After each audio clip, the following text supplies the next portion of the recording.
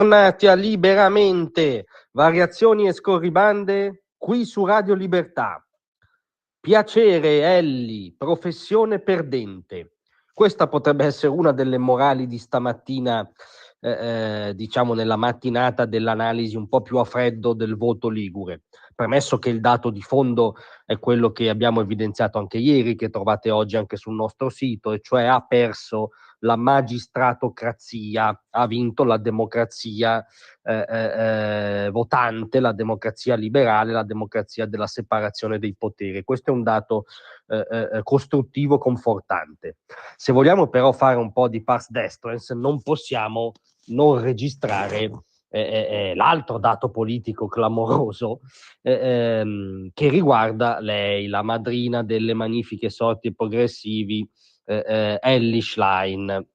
Mettiamo un attimo in fila le elezioni regionali che si sono succedute da quando Elly è alla guida del PD, no? Aprendo secondo le analisi entusiaste, no? Quando scalò il partito grazie ai votanti dei passanti, grazie ai voti, scusate, dei passanti alle primarie, perché il PD è l'unico partito occidentale, diciamo, che si è reso scalabile da chiunque avversario in primis, perché il ceto politico del PD e la gente del PD voleva Bonaccini. Ma detto questo, da quando Habemus Elly si sono succedute un bel po' di elezioni regionali e vediamo com'è andata. Aprile 2023. Friuli Venezia Giulia, vittoria a valanga del centrodestra. Beh, insomma, lì c'era Fedriga, capiamo che c'era un peso massimo del buon governo e quindi insomma poteva starci. Giugno 23, Molise, vittoria del centrodestra.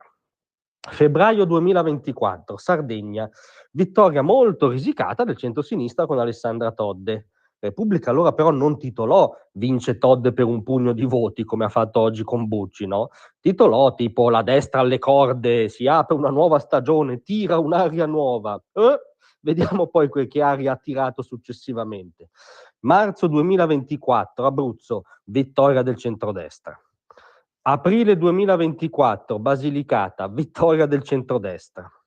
Giugno 2024, Piemonte, stravittoria del centrodestra, anche lì c'era un peso massimo come Cirio e di fronte a un'impalpabilità oggettiva del fronte progressista, ma di cui è responsabile in primis la leader, ovviamente. Infine, questi giorni, Liguria, spallata giudiziaria, circo mediatico giudiziario, criminalizzazione di un'intera stagione di governo, speciali di report a urne chiuse, tutto il caravanserraglio delle anime belle o brutte in questo caso, mobilitato per far vincere Elly, il candidato Orlando di Elly, vittoria del centrodestra, vittoria di Bucci. I liguri non sono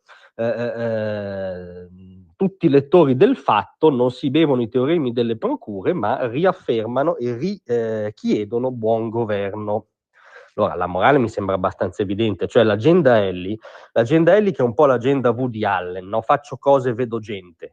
Vado sul palco di J-Ax, rappo con lui, poi il giorno dopo mi faccio vedere in una fabbrica, faccio un selfie con qualche operaio, perché poi esistono ancora queste strane creature dette operai, anzi lei va lì con una certa curiosità per vedere come sono fatti, dove tutto, no, è orizzontale, non ci sono delle priorità, non c'è un racconto, non c'è un'agenda diciamo di alternativa credibile di governo in tema di lavoro, in tema di rapporto con l'Europa, in tema di sicurezza e immigrazione, nesso evidente diciamo della contemporaneità che invece Elly contesta a priori, no? C'è questa comparire da prezzemolina progressista per la gioia dei talk per bene, dei giornaloni per bene, no? Che cosa avrà detto Elly, cosa ha fatto oggi Elly, e che prendono la dichiarazione fondamentale di Elly per contraddire, diciamo, l'iniziativa del governo di giornata. Questa è l'agenda Elly, un presenzialismo prezzemolino, carino, che piace ai talk, ai giornali carini. Faccio cose, vedo gente. Però a furia di, come dire, propugnare questa agenda lievemente rarefatta, si perde in serie, si perde su territori diversissimi tra loro, con istanze anche diversissime tra loro, con antropologie differenti tra loro. Vuol dire che questa leadership progressista ha proprio perso il contatto con la realtà, perché insomma finché in una regione, finché c'è uno specifico, c'è uno storico buon governo, ma se io ho perso in più regioni in serie, vuol dire che ho perso il contatto con la vita reale, con gli italiani reali, con le istanze degli italiani reali. Piacere Elli, professione perdente, direi che a noi va benissimo così. Grazie a tutti, vi aspetto stasera alle 18.